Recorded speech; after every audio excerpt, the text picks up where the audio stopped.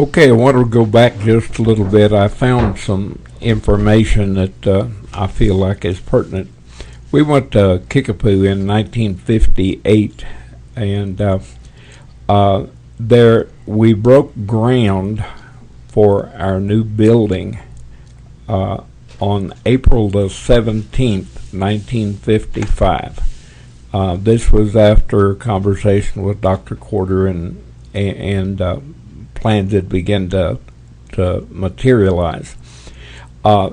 We worked on that building from 55 to March of 14th of 1958, and the building was completed, almost totally done with volunteer labor, students from the college, even a few professors, and also with the kids from Kickapoo. The building was dedicated on March the 16th, 1958, and that pretty much finished up our work. At that time, we had a high attendance of 89 in our church services, 77 in Sunday school, and we had 88 in training union, which was really good. We had begun to reach a good number of adults, and things were going extremely well. We left there and went to Ponca City in 1959. Before I get there, there's a couple other incidents I need to mention about Kickapoo. While we were at Kickapoo, we had opportunity to go to Kentucky for 3 weeks and work in a youth camp and share our mission work. It was kind of odd as we got ready to leave. There was so much mud and stuff around that we had to wade mud to get to our car to get ready to go on that trip, and had an old Indian fellow that was a leader of the Peyote religion among the people there. That his daughter and wife attended our church real regularly, and Bill would come and was very hospitable, but he was certainly not interested in becoming a Christian. And unbeknownst to me, in the process of getting ready to load everything, he stuck a peyote plant in the back seat of my car in the floorboard. And as we progressed on down, we got to Eureka Springs, Arkansas, and spent a night there, and got up next morning and started to drive, and there was a rattle in the back of my car. And we had been driving in some pretty mountainous area and stuff, and when we I decided to check it, and I pulled over and jerked the hubcap off, and one of the lug nuts fell out, and the others were loose. And in the process of this, I found this peyote, and I'm sure that Bill had stuck it in my car so that I'd have good luck. And I never did tell Bill that about the lug nuts, because he would certainly say that it was peyote that had done it. While we were at the camp in Kentucky, it was right on Kentucky Lake, and we had access to boat and fishing and all this kind of stuff. But we also had opportunity to touch RSGAs and young people over that 3-week period, and had a tremendous time with them. Returning back home, we we're having, like young people, and the home mission board was not. I think our salary was about $135 a month at that time, and of course, you could buy a quart of milk for 12 cents, and but I worked as a gardener for 35 cents an hour, and so things were kind of.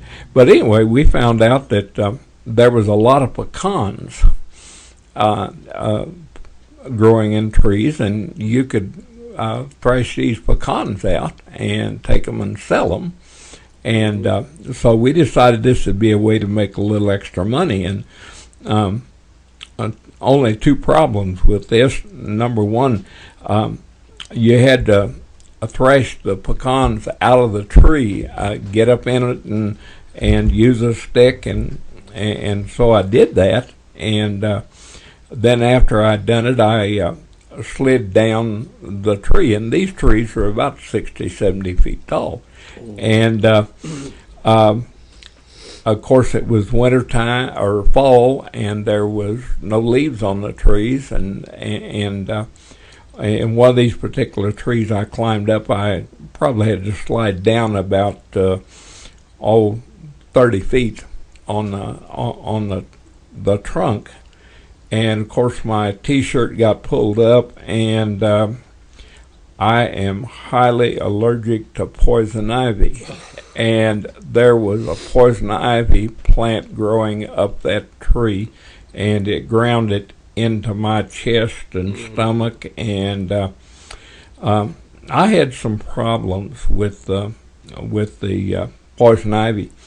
But we picked, as I remember, we picked 6 or 7 gunny sacks full of pecans, and only to find out that we were stealing them off of a guy's property.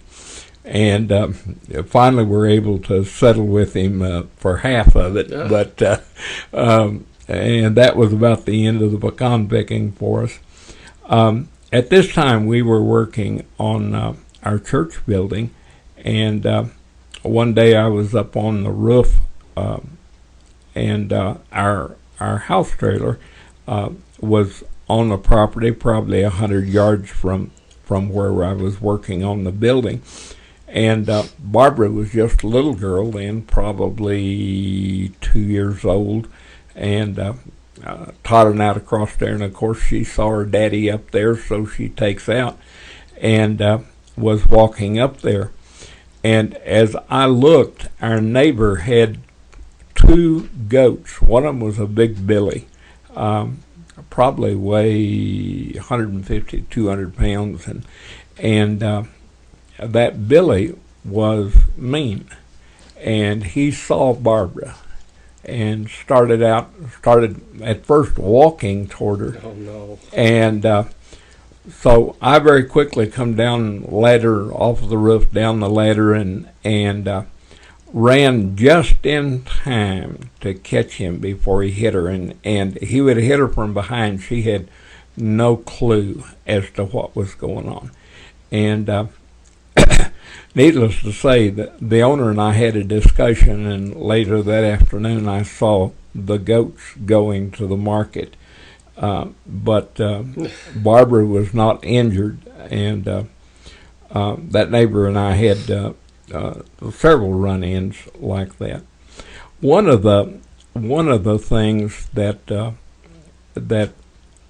we did while we were at Kickapoo was we had to pick up all of the children, and like I said, we were running.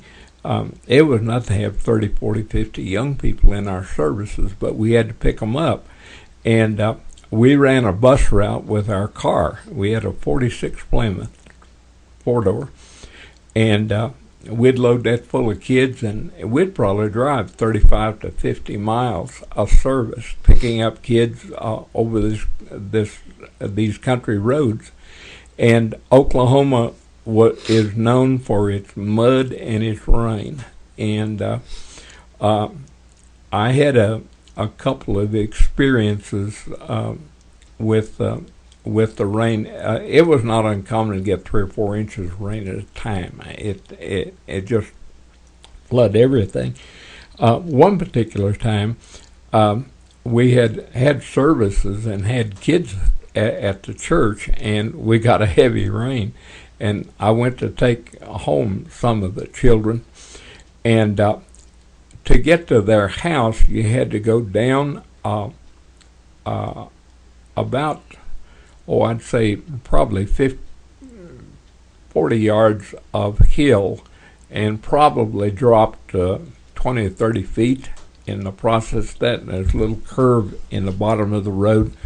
And so we started down that, and like I said, it had been raining and raining hard. We got about halfway down that thing, and the headlights on the car showed that the bridge was washed out.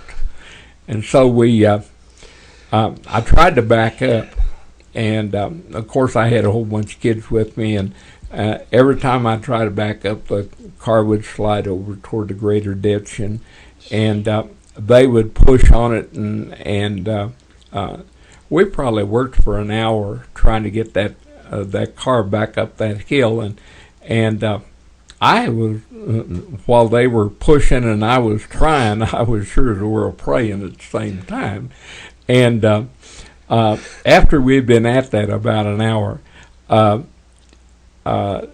it slipped off in the greater ditch, and I backed right up, went right up. It had rained so much down that greater ditch that it had washed out all of the mud down to the solid dirt, and I just backed right up out of there. And so the Lord certainly answered a prayer there.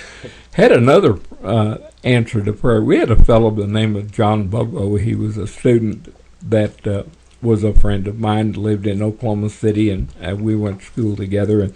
And John came out to our church quite a bit, and we were again in a revival meeting, and we had mud. And John went with me to take kids home, and we got stuck. And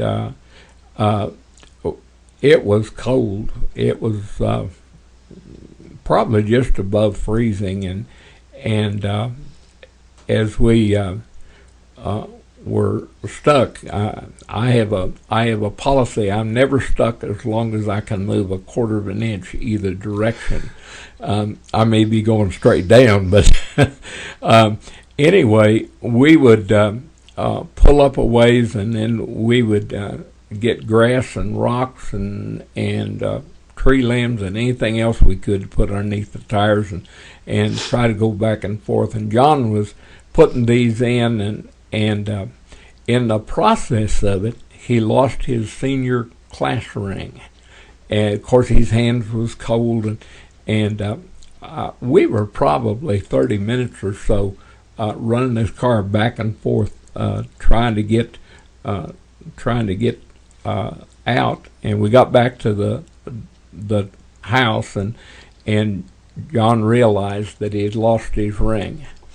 And so I told Deloris, I said, let's pray about this. And I said, I'm going to go out tomorrow and see if I can't find that ring. Well, I mean, you talk about needle in a haystack. I went out and laid my hand down about 8 inches through the mud and stuff, right on top of his classroom. And you can say whatever you want to, but I feel like that the Lord answered prayer. And you know, I'm going to share through here several answers to prayer that it just is phenomena how I feel like God answered those prayers. There's one other experience that happened while we were at Kickapoo, and this we lived at this time. We were living in Shawnee at what they called the Vets Villa. It was old Army surplus buildings and student housing, and we were living in it, and had a neighbor that worked for an electronic company and was a Christian. He and his wife was a Christian. He wasn't a ministerial student or anything, but Tom and I spent a lot of time and together, and because we were neighbors there, and the subject of tithing came up, and I told Tommy, I said, I think we got a choice. I think you can either tithe, or I said God's going to collect it one way or the other. And he disagreed with me, and it was kind of a running gun battle for quite a while, and came down close to final time, and I was hitting the books really hard, and so I decided that I was going to take a break, and they were playing a softball game over behind the boys' dorm, and so I went over and played a little while, and needed to get back, and Tommy came over, and he was standing there, and I said, Tommy, why don't you play my position, and I've got to go study. And I went home and didn't think anything more about it. Pretty soon there was a siren and an ambulance, and then a little later, Tommy's wife came over, and she said that Tommy was in the hospital. He had a broken leg, and so I went to see him, and we're good friends, and he had about 4 inches above his ankle. He had a long break on his main bone in his lower part of his leg, and they had screwed it together, and he needed a pint of blood. I gave him a pint of blood, and visited with him, and as a result, over the next few months, because he could not work, he lost his job. And the savings that they had several $1,000s in savings. It began to be used up. And I kept heckling him along. I said, Tommy, you ought to tithe. Because if you don't tithe, God's going to collect it. And in about 3 or 4 months, they had used up all their saving. They had no income. He had to withdraw from school. And so it was, a year later, I guess. I was in Oklahoma City, and they had moved over there, and I'd gone by their house for coffee or something, and Tommy grinned, and he told me, he said, Harold, he said, we're beginning to kind of get back on our feet again. He said, I got a good job, and I think I can get back in school in another year, but he said, I want you to know that I'm tithing. And it was kind of an interesting experience with him, but anyway, we left Kickapoo and went to Ponca City, and at Ponca City, I've shared pretty much, I think, of, let's see. No, there's some things there. We were at Ponca City in 1959, and we pastored the Ponca Indian Church, and in the earlier tapes we called it the Ponca Indian Mission. It was the Ponca Indian Center in town, and so we pastored both of those until the mission in town closed down. Want to share just a couple of things incidents that happened at Ponca City that I didn't. one afternoon, Deloris and I was out in the yard, and there was a couple drove up. I'd never seen them before in their lives, and they wanted to get married. And I was not particularly interested in just marrying anybody, that comes along, but they had their marriage license. They had everything but witnesses, and I had been painting and doing some work around the house there and stuff, and so I talked with them a little bit, and so we standing there beside our house, I married this young couple. Deloris served as a witness, and we married them, and they drove in, and 30 minutes later they drove out married. And it was kind of a Mary and Sam type thing, but we had a laugh out of it anyway.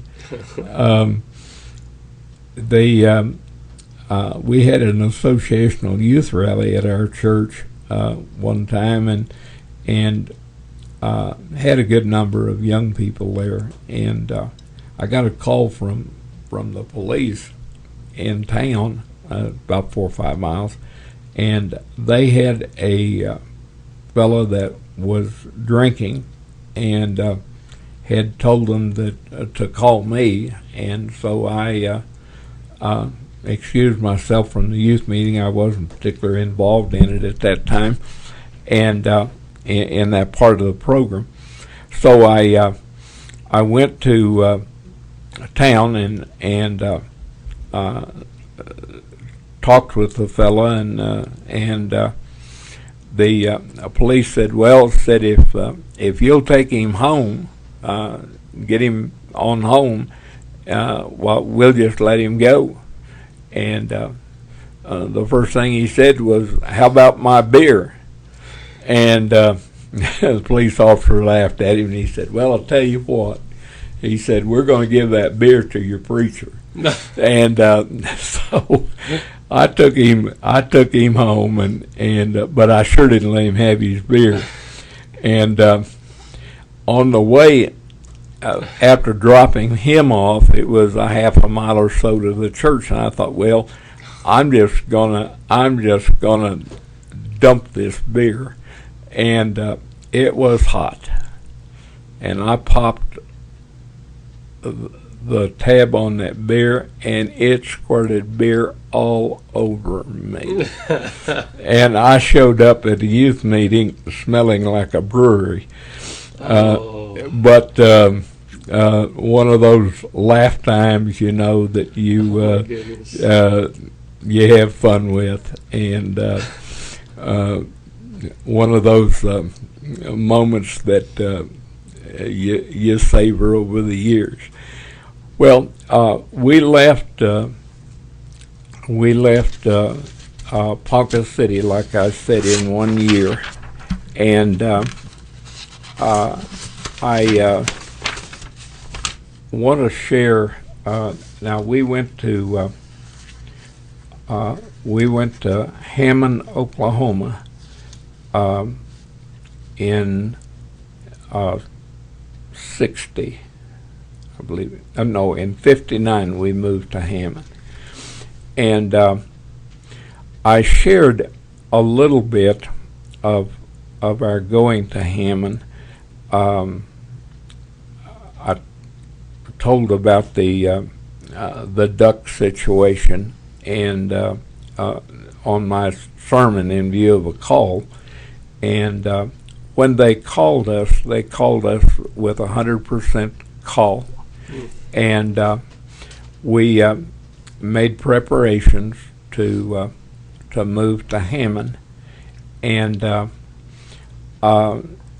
as we had gone there,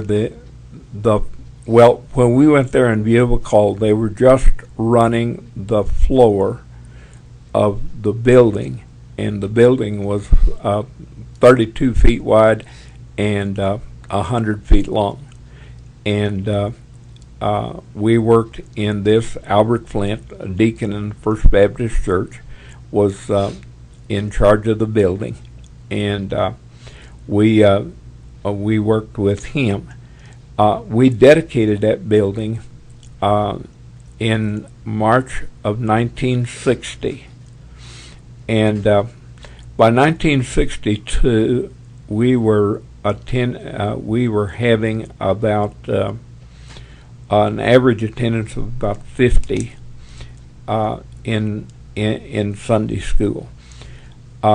It was during this time that Roy Hallingwater surrendered to preach. Claudio Iglesias, who was a Navajo Indian from New Mexico, was preaching a revival for us, and Roy surrendered to preach, and later went on to Clear Creek Preacher School in Pineville, Kentucky. We impacted, as I mentioned. Roy was a gang leader. There was 9 or 10 members of his gang, and over the time we had an opportunity to lead all but one of these young people to the Lord. But there at first, when Roy gave his heart to the Lord and had surrendered to preach, he walked alone. Nobody would, his gang members, a lot of the people in the community would not even talk to him. His gang members would walk across the street to keep from facing him on the street. And Roy came to our house many, many, many times, and late at night, crying and just so tore up, concerned about his friends, and yet how they had turned their back on him. He and a friend of his, David Flick, who was a white boy that attended our church as well, and both of these young men surrendered to preach about the same time. And I remember when David preached his first sermon. I was in a revival meeting in the Durham Baptist Church, which was about, 60, 70 miles away. And he preached, and as soon as he got done preaching, he only preached about 7 or 8 minutes, and he was so distraught. He went to the bathroom at our church. Deloris told me this later, and wouldn't come out, wouldn't face anybody. He was just humiliated and just crushed. And so Deloris called me and told me about what had happened. So I drove back Sunday afternoon and sat down and talked with David and encouraged him, and he went ahead and preached that night. And but it was while I was in that revival at Durham that it was their pastor was in college, and so he was just there at night, and he turned me loose to do my own visiting and kind of get acquainted in the community. And this little Baptist church probably had 30, 40 members, and but it was in western Oklahoma, in cow country, and there was a fellow by the name of DeWitt Hawkins, and I've mentioned DeWitt. He had a guitar and sung quite a bit. DeWitt Hawkins was a member of this church. He'd been a member of that church ever since he was a little boy. Didn't go into World War II because he was needed on the ranch with his father. And he worked, he just worked there on the ranch and attended the church and was faithful in his service. And I had met him prior to the revival, so when I got when the pastor couldn't visit, I decided that I was going to visit on my own, and so I would take out and drive. I drove 25-mile radius of that church. It was all ranches, and I'd stop and talk to first this person and then another, and begin to share with them the Lord Jesus and invite them to services and this type of thing. It didn't take very long, and I began to realize that apparently somebody had been witnessing to these people. And so I got to asking a question. One of the first questions I asked, I said, has anybody ever talked to you about Jesus? And 90% of them said yes. And I said, do you mind telling me who it was? And they said, sure, it was DeWitt Hawkins. And this man had lived in this community, and in a 25-mile radius of his church, he was the best Christian and the person that had witnessed to them.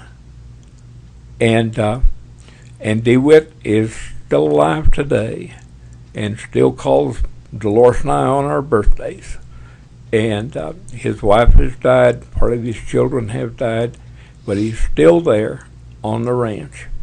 And but he is still a witness for Jesus Christ. Wow. It was such a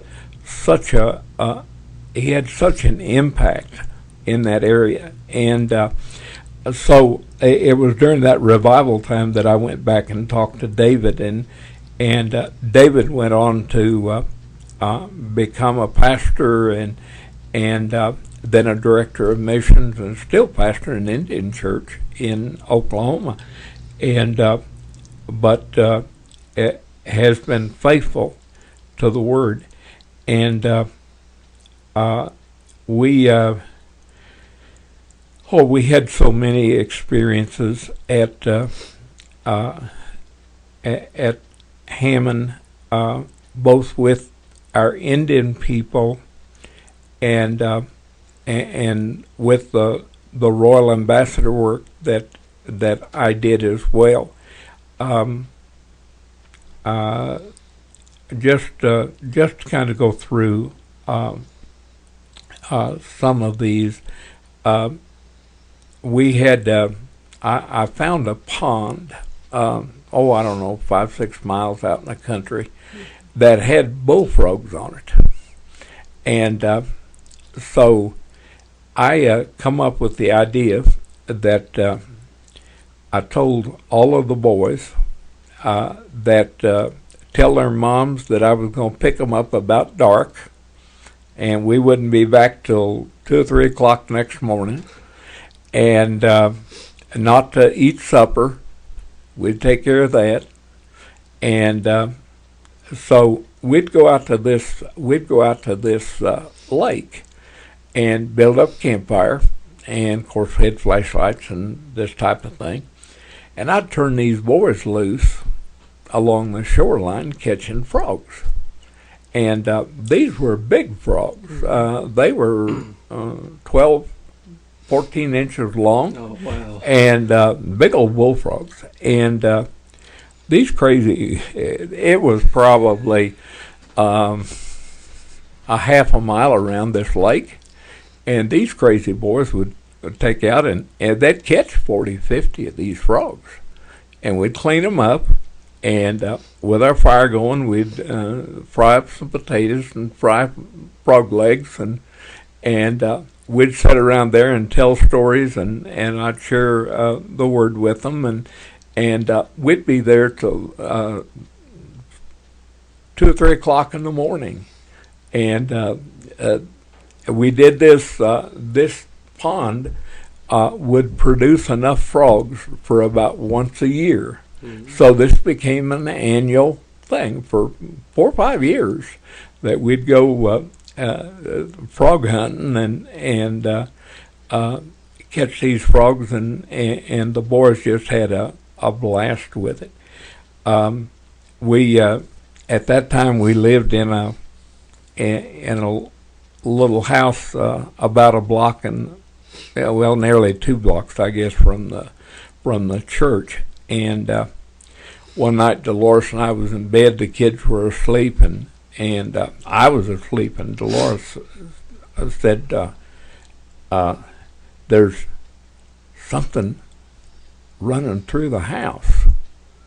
And so I woke up and listened, and pretty soon we hear gnawing, and then we'd hear foot tracks, and it would go from our kitchen through our bedroom out into our living room, and then it would turn and go back. And so I waited until it was about where I thought I could see it and flipped the light on, and it was a rat. And that rat was a foot long without its tail. Oh my gosh. It was a monstrous thing. And it turned around and it ran back into the living room, and so we shut the door to the bathroom and shut the living room door, and finally looked around and under and turned over the divan and chairs and first thing, and finally found it and killed this rat. Well, it had come out of the kitchen, so we looked down underneath the drain in the kitchen sink, and it had gnawed a hole about 4 inches across. And so, needless to say, the next morning we got some pieces of tin, and we took care of that. But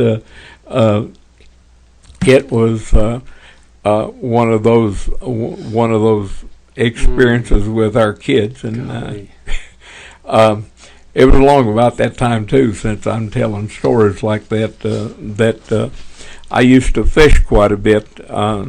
Well, I fished quite a bit all of my life, but I'd go out, and I had what they call a float tube, an inner tube that had a seat in it, yeah. And I'd sit in that and get out into the lake and fish for bass, and I was using a hula popper, which is a plug about 3 or 4 inches long, and it's got 3 sets of 3 gangs of hook on it that are treble hooks, and hanging on it. And the bass weren't biting that day, but there was a big old bullfrog over there on the bank, and so I thought, okay. So I sailed this lure over there on the bank close to him and twitched it a little bit, and boy, I mean, he grabbed it. And so I set the hook. I'd caught him this way before, so I set the hook on him, and it built up enough tension to where it was really pulling, and it came loose.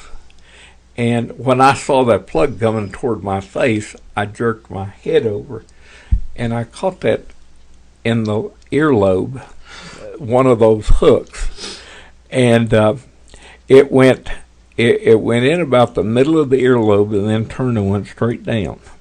And I knew that if I went home, my wife would just she'd go all to pieces.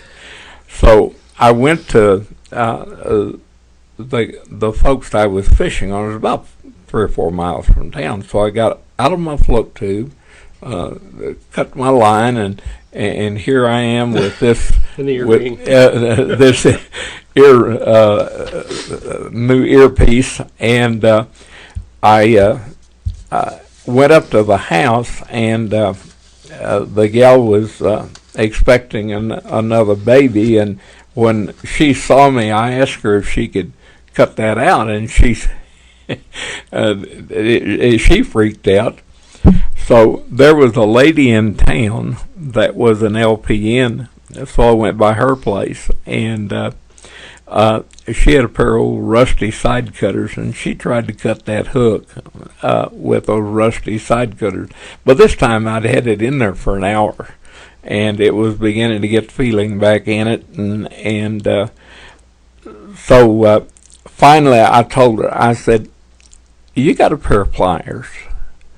And she said, "Yeah." And I said, "Okay, let me have those pliers." And I got a mirror, and I got a hold of that, and I jerked that hook out, and got it out, and but got rid of my earring, and but this is some of the lighter side of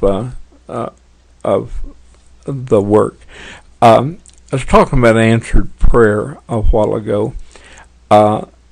Roy and David worked for worked for several guys in the community hauling hay, and they had a pickup attachment that hooked on the side of their truck, and they could drive along, and it would pick these bales up and run them up, and one guy would drive and the other one up on the bed. He'd grab, when these came up, he would stack them. And so they had hauled a load of hay, and had come back and was trying to hook up that pickup thing, and all it took was one pin, and they tried to get that pin in, and they said they had worked for an hour, and it was about 110 degrees in the summertime, and hot and sweaty, and they were sitting underneath the truck there, and they'd been working and struggling with this thing, and David said, "You know, Roy," said, "the preacher talks about that we ought to pray about everything." He said, "You know, maybe we're going at this all wrong. Maybe we need to pray about this." So they agreed, and they bowed their head, and they prayed. And Roy said he reached up and took that pin and just stuck it in. And both those guys said, "We're a firm believer in prayer." And it a lot of these are things, that we say, well, just an accident, but it's too many times I've seen this happen.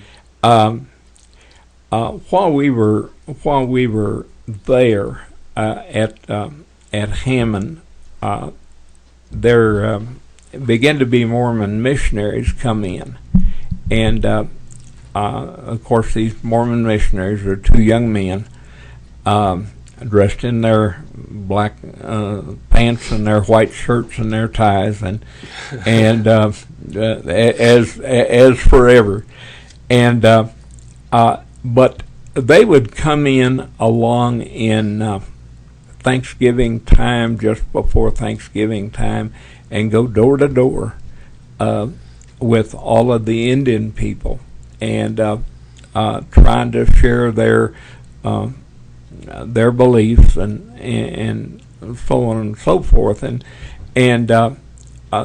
we had two active churches among the Indian people. There was our Baptist church, and there was a Mennonite church, and so we were trying everything we possibly could do, and the Indian people are gracious people, and they'd knock, and so they'd try to be friendly, and they'd let them in, and they would share, and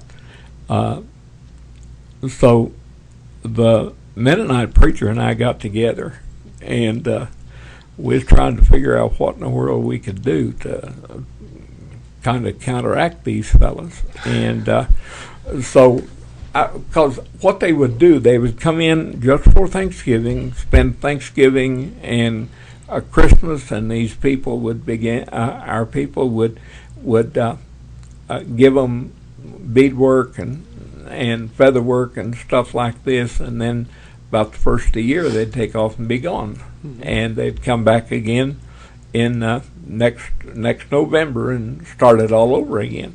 So the Mennonite preacher and I got together, and we decided that what we would do, both of us were out and around in the community, and what we'd do if we saw them at one of our homes, we'd just go make a visit right then. And if they was in one of the Mennonite preachers' homes, I'd give him a call and he'd go visit. And we got to where we'd run those Mormons all over everywhere. And they finally reached one girl and baptized her and got her a member of their church. And Ruth finally became Higgins, but after the Mormons finally left, Ruth made a profession of faith, gave her heart to Jesus Christ, became a member, married a white guy there in the community, and is a member of the First Baptist Church, and is as faithful today as she can possibly be. And the Mormons did not get a foothold in the community, but boy, they were really trying. And it was along about this time we were working on that church building that we had a Methodist preacher in the community, a white of the white church, and he I didn't see him almost all winter. I was working on church, and along in the spring he came by to see me one day, and I told him, I said, man, I said, you must have got tired trying to help me build church building, and because I hadn't seen you for nothing. He said, Harold, he said, I've been studying the Word, and he said, man, I've got a new revelation. Well, whenever somebody comes up with a new revelation, the flags fly. And so I said, oh yeah, well, tell me about it. And he said, you know, God really didn't know that Adam and Eve was going to sin in the garden. And so when they sinned, he sent them out of the garden, and he went all the way through Abraham and all down through the Old Testament, and even to the life of Jesus. He said, he said God didn't know that man was going to crucify him. And he said they just God said, if they're going to kill my son, if they'll believe in him. And he got about that far. And I told him, I said, you know what? It sounds to me like Satan's been dealing pretty good with you this winter. Because I said, this is not true. I said, God, in the very beginning, before the creation of the world, knew he was going to send his son to die for sinful men. And I went around and around with him for a long time, and I lost his friendship over it. But but there's so many people that have this belief. While we were there, we used to spend some of our time picking up arrowheads and and pieces of pottery and walking on campsites.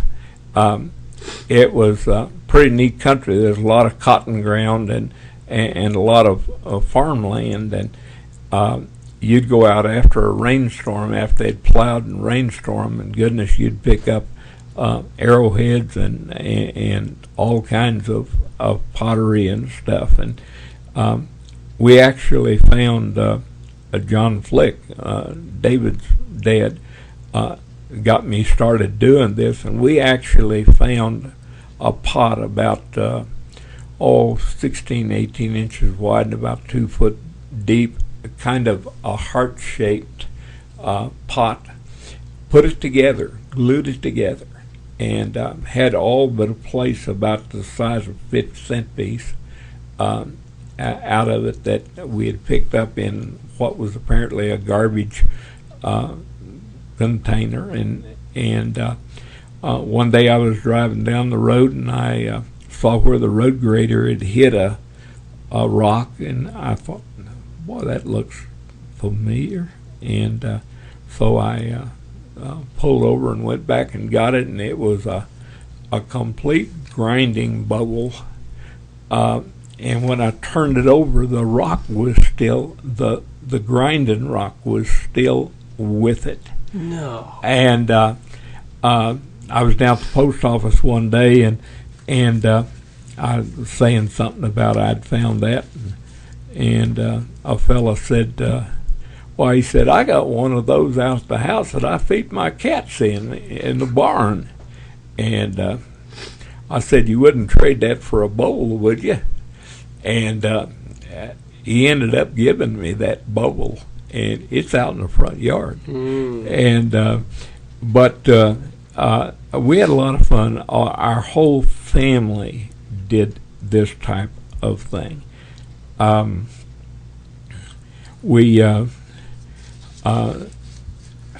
kids raised rabbits, and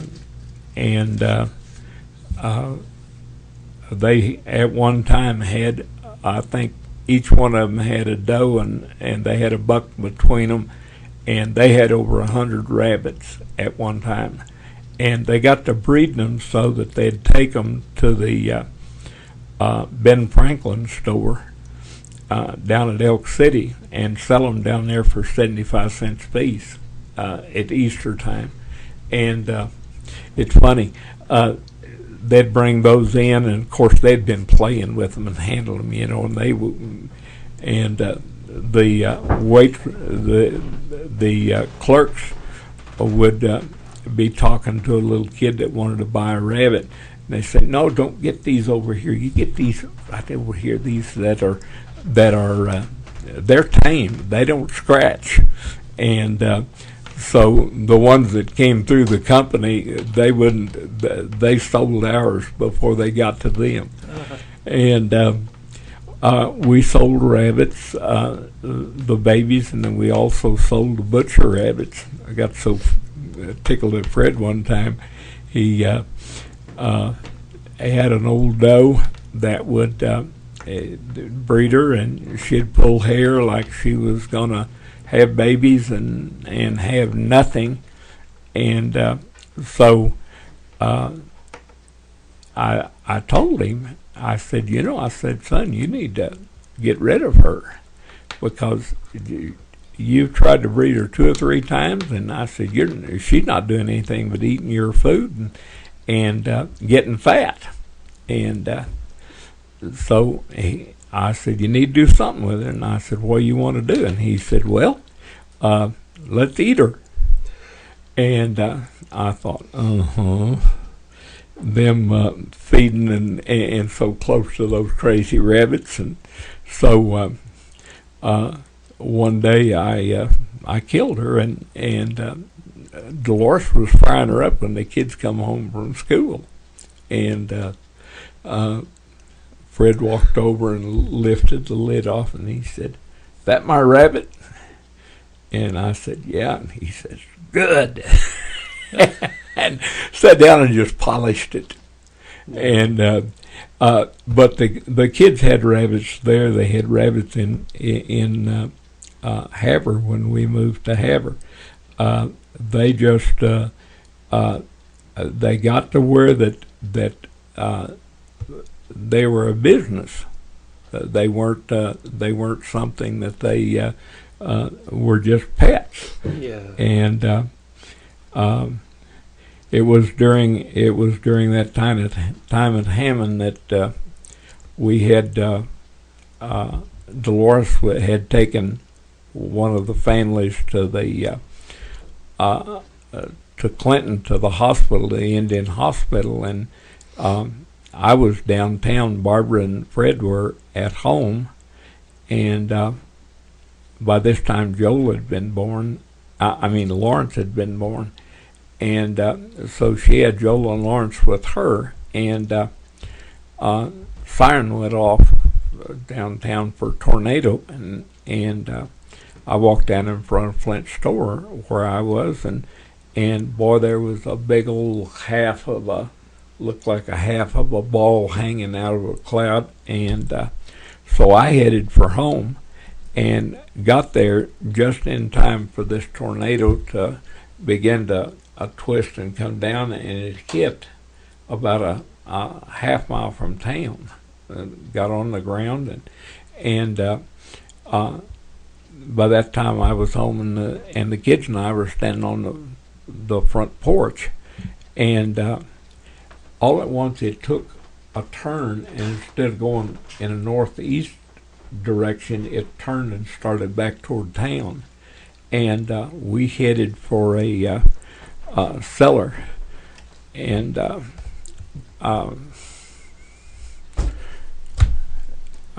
so we headed for a cellar, and got in, and kind of watched the cellar door, and it whipped around toward Hammon, and then just turned back and went back in that northeastern position, and you could see it on the ground. You could see stuff being caught up in it, and so as soon we had friends that lived out in that direction. So immediately I loaded the kids up and we headed out that direction. And about 3 miles out, there had been a home that belonged to one of the guys I knew, but he had a family that had moved in, kind of a moving family. They had, I believe there was 8 members of that family, and husband and wife, and no, there was 10 members, because the husband and wife and 8 children.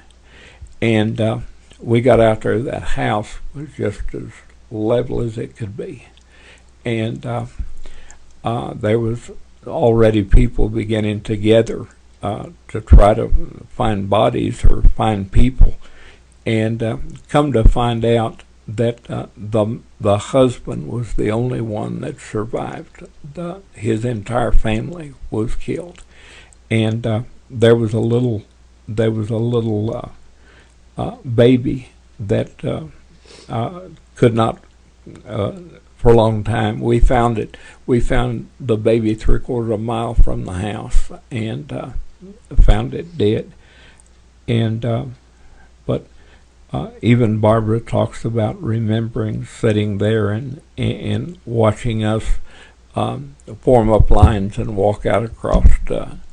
And there was a combine that had been in the path of it, and it rolled that combine up. You could have put it in the floor space there at the kitchen. I mean, it just made a ball out of that combine. And a strange thing, just recently there was another tornado in Hammon, Oklahoma, that destroyed 6 houses. So there was that was a vivid memory of that country.